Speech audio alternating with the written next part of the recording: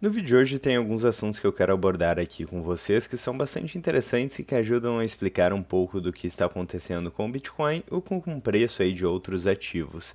E vamos começar então pelo post da Rafaela Romano no x.com, antigo Twitter, e ela menciona que o índice de incerteza do mundo atingiu uma nova máxima histórica. Vocês conseguem ver aqui o índice na tela? Isso é interessante porque geralmente quando isso acontece, a gente tem aí fuga de ativos considerados ativos arriscados e migração para ativos considerados seguros. Então, estamos nesse patamar hoje e o Bitcoin aparentemente ainda é visto como um ativo de risco.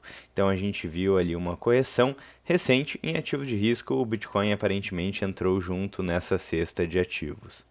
No momento que eu estou gravando esse vídeo, o preço do Bitcoin está em 67,8 mil dólares, em reais 350 mil reais. Então acabamos de ver uma correção de um pouco mais de 40% em dólar no Bitcoin. E quando vemos ali o índice de medo e ganância do mercado, está em medo extremo, certo? Fear and Greed Index está marcando 12, já esteve marcando há pouco tempo atrás abaixo de 10, então é realmente bastante medo no mercado. É uma correção que está coincidindo com os ciclos do Bitcoin, mas eu achei muito interessante o fato de que também está coincidindo com esse índice de incerteza global aqui, que aconteceu algumas vezes, inclusive em períodos onde o Bitcoin corrigiu bastante. Aqui um post do Caio Garé, também no x.com, falando sobre um canal de alta aí do Bitcoin que é respeitado desde 2017. Então o fundo, de acordo com esse canal de alta aqui, que está sendo respeitado pelo ciclo do Bitcoin nos últimos anos, está em 40 mil dólares, com um sentimento de medo extremo, que é justamente o que costuma acontecer na formação de fundos. Então, mais aí uma análise técnica, análise gráfica aqui do canal de preço do Bitcoin, né, uma linha de tendência aqui e colocando uma possibilidade de uma correção ainda maior.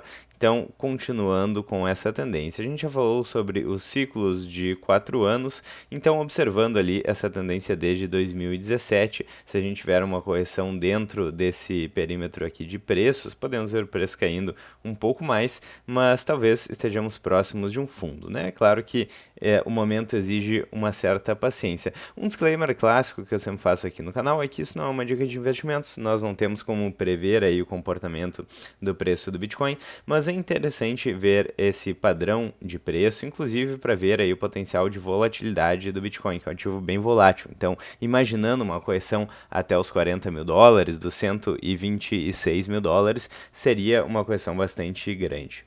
E antes de passar para o próximo post, que talvez seja o mais interessante de todos, eu gostaria de mencionar aí a parceria com a Bipa. Então você pode comprar Bitcoin pela Bipa com o cupom Satoshi21, que está na descrição aqui do vídeo. E, bom, se você gosta de Bitcoin há um tempo, você provavelmente já conhece a Bipa, que é uma exchange onde você pode comprar e vender Bitcoin com bastante facilidade e com várias features aí, várias ferramentas que são úteis aos bitcoinheiros. Por exemplo, você pode receber Pix e já converter direto em Bitcoin. Você tem uma conta digital completa, você tem cashback em Bitcoin e saques gratuitos. Então, várias ferramentas aí que são úteis. E com o meu cupom, qual que é a vantagem que você ganha? Então, está aqui na tela, certo? Conforme você vai comprando, você vai ganhando um bônus aí de indicação utilizando o meu cupom Satoshi21, que está aqui na descrição. Então, feito o jabá básico, vocês provavelmente já conhecem a Bipa, vamos seguir aí para o próximo post, último e talvez mais interessante, que é esse post aqui também no Twitter, no x.com, falando sobre as maiores saídas de capital desde 2022, que a gente está observando hoje no mercado cripto, e eu vou meter ao Bitcoin aqui, né? Porque, enfim, Ethereum e outras criptos não são do meu interesse, então, enfim, vamos seguir aqui, vamos ler o post e depois comentar. Posições de Bitcoin e ETH, Ethereum, encolhendo, stablecoins estagnadas, pouco capital novo entrando. Mas aqui vai o plot twist que ninguém está falando. Então a gente teve Morgan Stanley comprando IBIT, né? IBIT é o ETF de Bitcoin da BlackRock, que, diga-se de passagem, fez bastante sucesso no mercado financeiro em termos de adoção. Depois eu posso mostrar ali o recorde que foi quebrado pelo IBIT. Jane Street acumulando 790 milhões de dólares em Bitcoin via ETF, 50% de todo o ETH travado em staking. Aqui, enfim, não vou entrar nesse detalhe porque, novamente, eu acho interessante a tese do Bitcoin especificamente, não de outras criptos, inclusive Ethereum. Mas seguindo aqui então, MicroStrategy continuou comprando Bitcoin, né?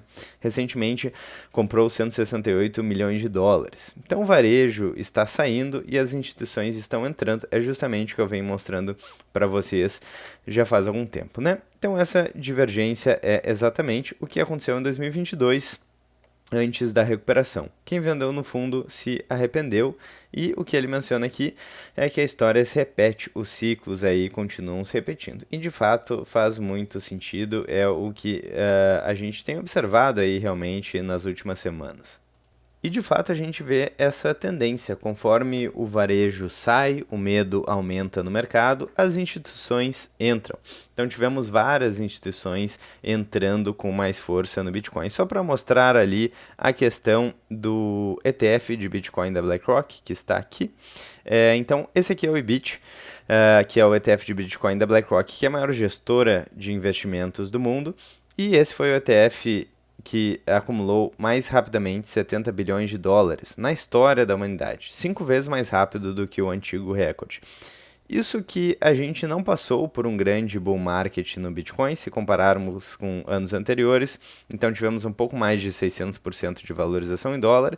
Em anos anteriores, facilmente tivemos mais de 1000% de valorização. Além disso, então, foi um ciclo não tão interessante quanto os outros, e agora já estamos em um período de baixa, e mesmo assim os ETFs de Bitcoin vêm fazendo bastante sucesso no mercado financeiro. Inclusive, aqui houve uma declaração da BlackRock, aqui uma notícia da Exame, mencionando que o ETF de Bitcoin desbanca fundos tradicionais e foi o mais lucrativo da BlackRock, né? E eles provavelmente aqui estão falando sobre o BIT, que foi lançado em janeiro de 2024. É interessante, porque mesmo com esse momento, talvez que não foi o mais favorável da história em relação ao Bitcoin, está atraindo bastante investimento tradicional no Bitcoin. Isso pode pavimentar uma forma de alocação por parte de grandes investidores, grandes empresas. Então, antigamente, se grandes fundos de pensão, países queriam alocar aí uma parte dos seus ativos em Bitcoin, era muito mais difícil. Hoje em dia, existem vários instrumentos financeiros que tornam isso muito mais fácil do ponto de vista institucional. Então, voltando aqui para a análise do post, temos basicamente dois fluxos diferentes acontecendo. Um fluxo especulativo de curto prazo que está diminuindo e um fluxo institucional estruturado que está aumentando. O varejo geralmente reage ao preço, instituições operam com um horizonte de mais longo prazo e uma tese macro definida, né? Então, quando os stablecoins não crescem, indica pouco apetite especulativo imediato, mas compras via ETF e tesouraria corporativas são outro tipo de capital. Então é interessante esse movimento que está acontecendo aqui, que está ficando cada vez mais claro para quem está atento. Então, em outros períodos de queda, como em 2022, o que aconteceu foi bastante semelhante. Pânico generalizado, Fear and Greed Index, indicador de medo e ganância em níveis extremos, narrativa negativa dominante e acumulação silenciosa. E a recuperação posterior começou quando o sentimento ainda era pessimista. E fazendo uma leitura do ciclo atual, estamos vendo uma fase que parece de desalavancagem do varejo, consolidação institucional, oferta ficando mais concentrada. E se o capital novo voltar, o impacto tende a ser amplificado. Historicamente, então, quando o varejo perde convicção e grandes players aumentam exposição, normalmente estamos em fase de transição de ciclo. Então é isso, fechando aqui o vídeo com o preço do Bitcoin em 67 mil dólares. Nesse período de correção, geralmente é um período difícil para holders de primeira viagem, quem não passou por outros ciclos, pois podemos ter correções grandes e severas por um longo período de tempo. Dito isso, são nesses momentos que as melhores oportunidades são feitas. Então é um momento bastante aguardado por alguns bitcoinheiros aí de mais longa data que já passaram por alguns ciclos parecidos com esse ciclo que estamos passando atualmente. Antes de terminar o vídeo, eu gostaria de mencionar que temos aqui na descrição, além do link da BIPA que já mencionei anteriormente, o link do grupo de WhatsApp. Então lá eu posto notícias em tempo real. Se você tiver interesse, é só clicar e entrar no grupo. Além disso, se gostou do vídeo, deixa o like, clique no sininho e considere fazer parte da área de membros para apoiar financeiramente o canal e ter acesso a todo o conteúdo exclusivo. Eu vou ficando por aqui, eu espero que vocês tenham gostado do vídeo. Um grande abraço e até a próxima.